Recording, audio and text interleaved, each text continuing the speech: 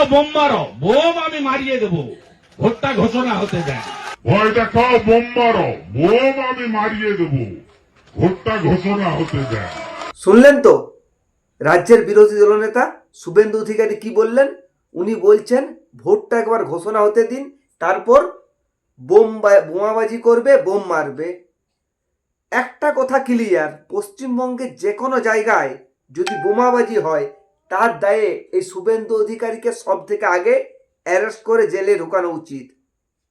তাহলেই বুঝবো এই নির্বাচন কমিশন ঠিক মতো করে সুষ্ঠু নির্বাচন করতে চাইছে। না হলে আমি এবং সারা বাংলার মানুষ ক্লিয়ার কাট বুঝে নেবে এই নির্বাচন কমিশন শুধুমাত্র বিজেপির এজেন্ট হিসাবে কাজ করছে।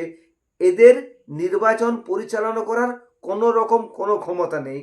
একজন রাজ্যের বিরোধী দলনেতা একেবারে প্রকাশ্যে মাইকে হুমকি দেবেন যে বোমাবাজি করবেন নির্বাচন ঘোষণা হলে, তারপরও তাকে শোকজ করা হবে না, তাকে অ্যারেস্ট করা হবে না। কেন?